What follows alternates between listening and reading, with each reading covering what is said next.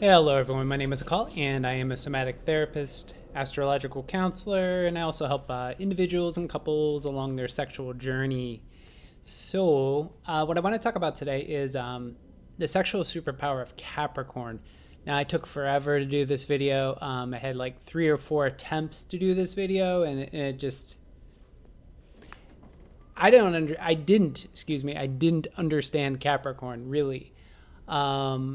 I guess my experience as a Capricorn were always, at least the individuals I knew who had this in their prominent in their charts. I guess I didn't really understand the nature of the sign until I started to kind of like really break it down and examine it. Because the aspect of Capricorn on some level in this can be consistent throughout a Capricorn's life, which is a little bit of a coolness of the personality as well as aloof, and oftentimes it's difficult to sort of dive into a person when they're not forthcoming about who they are. So with all that said, that was my issue. I think my glasses are crooked as usual. Yeah. So with all that said, the sexual superpower of Capricorn is actually very much reflects their evolution of their soul. And, just like every sign, the evolution of the soul is always the movement towards spirit. And the movement for spirit, though, with Capricorn is quite fascinating. Once I really kind of could break it down and take a look at it, is that the movement towards spirit for Capricorn is the movement towards material. The movement towards material things is kind of innate for Capricorn from the very beginning. But it has to do with their ability to perceive spirit, love, and light in the material world, and how they can then manifest into the material world those sort of spiritual ideals, which are of service not just to the self, but to others. So Capricorn is the epitome of this battle, and I don't want to use the term battle, I guess, but because that's more of a Scorpio issue. But the sort of struggle, that's a better term because Capricorn is ruled by Saturn, which is often represents struggle. So it represents this kind of struggle for, purpose and relevance on the material plane. How they can, recognize how the higher self is guiding them along the material plane in order to manifest those structures. It's very much a creative sign. It's about manifesting, about the recognition of spirit and how spirit is guiding them in order to manifest structures. And because again, Saturn represents structures, it represents those things which all humanity essentially utilize.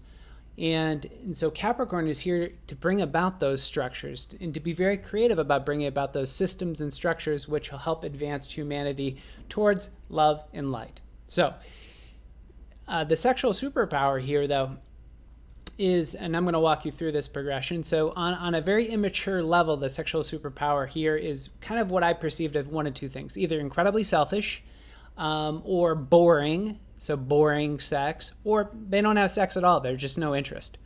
So it could be a number of different things. But what you're going to see in terms of like an immature personality on an immature personality level with Capricorn is the ambition, right? So the ambition doesn't go away. That's another one of these consistencies of Capricorn. It's at no point do they stop moving. It's a cardinal sign. So it is about drive and ambition. Ambition is not bad. Ambition, when it's directed towards selfish outcomes or is overly obsessed with the outcome, it can then sort of kind of reflect poorly upon the person. But generally speaking, ambition is simply a drive. It is not inherently evil. I've heard people say ambition is evil and competitiveness is evil, et cetera, et cetera. If it's motivated by insecurity, the individual's insecurities, you could perhaps say that. But what Capricorn is here is to evolve these ideas, though, right? So they're here to evolve what is created on the material plane. So again, on an immature level, what we're seeing here is Saturn at its strongest, right? So this is an absolute tunnel vision. So tunnel vision in terms of like attachment to their past, attachment to family responsibility, attachment to, I guess, a lot of karmic patterns, etc. In a lot of ways, what they do is they'll move towards possession and wanting things and stuff, very similar to their polarity of Cancer. So you're going to see a lot of times the polarities in astrology, you'll see attributes from the other side manifesting in their side. So I'm a Pisces, so I see a lot of Virgo qualities manifesting in my life. So with Capricorn, the attachment to material things and this satisfying insecurity through possession is a thing. And also, they can be a little bit obsessed about stature. Well, I shouldn't say stature because that implies height, but I should say status. Thank you. And so status, their position in society, these sorts of things can be very, very much a concern. So again, you can see a lot of potential selfishness here, but to keep in mind that this is entirely driven by fear. It's by fear because that's what Saturn represents. Saturn represents this constriction that forces all the energy outward. And so this is a bit like the mountain goat, right? It's the goat. It's got 2 horns. Keep that in mind. I'll get back to that later.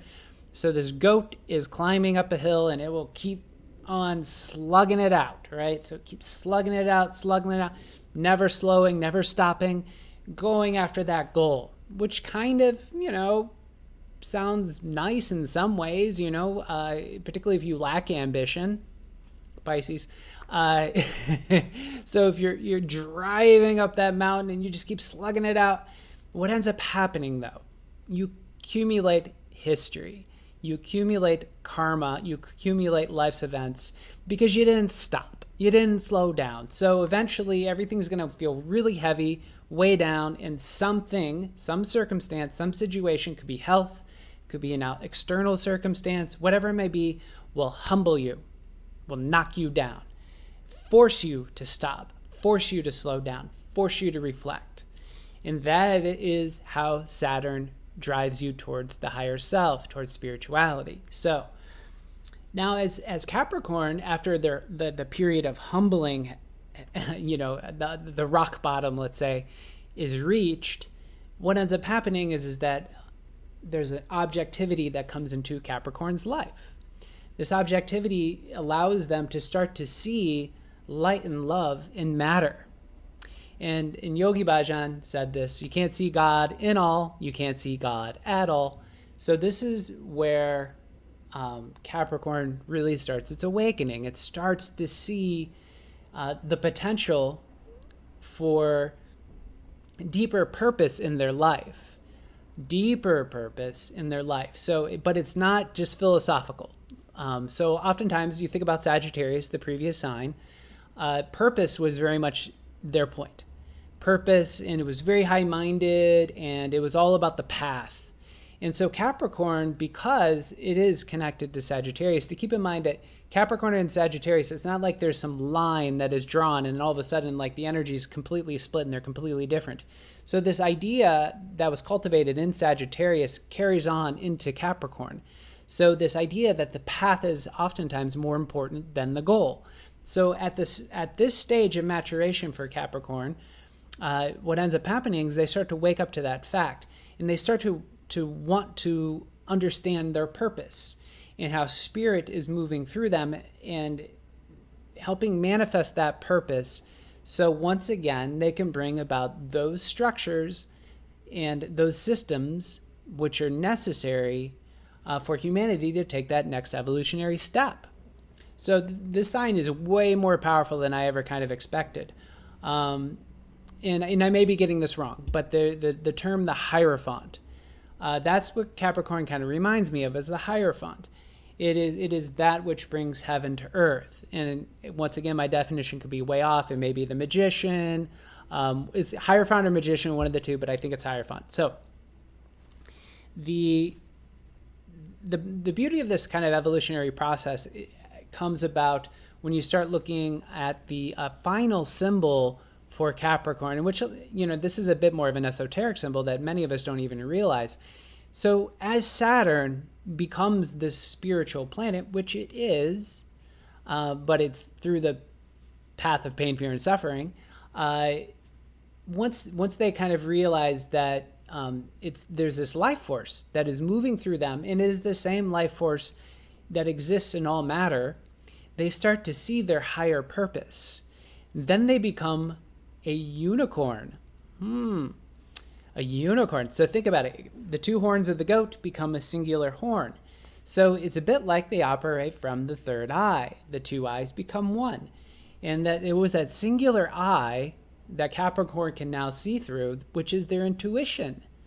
So there's a lot of depth here coming out. And actually, come to think of it, when I reflect on my own life and the Capricorns I've known who were a bit more mature, there was this drive. Again, that ambition doesn't go away. That drive does not go away.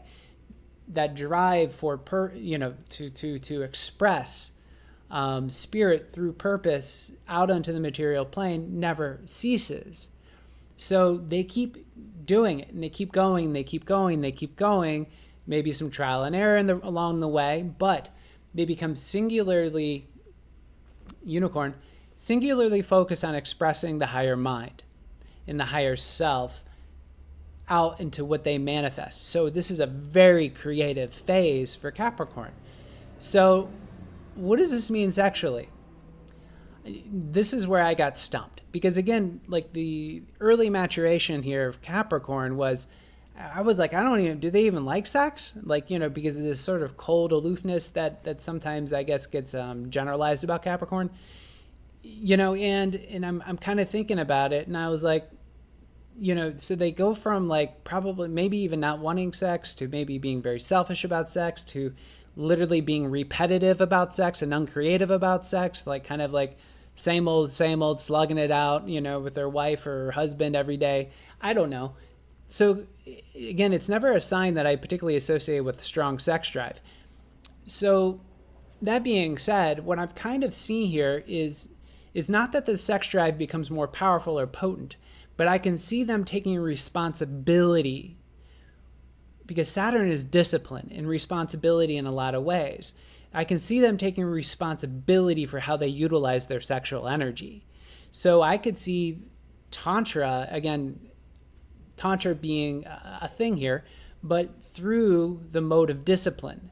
So the application of, so one's expression of sexual energy when it was mundane was selfish to being selfless, meaning the desire to bring about a higher experience for those others. And so what you can see with Capricorn here is maybe a Capricorn who really gets into wanting to understand the spiritual aspect of sex on a structural level, on a systemic level. So let's look at Tantra as a system.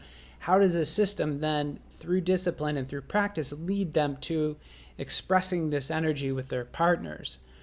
And I could see that as being a potential possibility here. And what that does is that leads them to, like I've said with many of these signs in terms of their ultimate expression, of having the potential for very deep connection. So the movement away from this cool, cold aloofness into a warm embrace and warmth and expressive. And again, that sort of becoming that channel of love and light, through the understanding, because this is an intelligent sign, through the understanding of, systems, Tantra, Kadoshka, I believe, is another system, which is like a Native American system. Any sort of like sexual Taoism, any sort of sexual system which gives them a structure that they can then, I guess, ambitiously learn about. And again, because it's intelligent sign, to learn and to recognize how their efforts can be expressed to bring about a higher experience, not only for themselves, but for the other. So with all that said, hopefully you understand Capricorn a little bit better now. I certainly do. And I also have a great deal of reverence for this particular sign. It truly is a high vibration sign. Probably, when I think about high vibration signs, I tend to think of Libra, I think of Pisces, I think of now Capricorn, as well as a few others like Sagittarius, etc. In fact, all the signs have a potential for a very high vibration, but I feel like the struggles that are sort of placed in the way of Capricorn early on really force them to adapt at a very high level. So, with all that said, appreciate you watching. Thank you.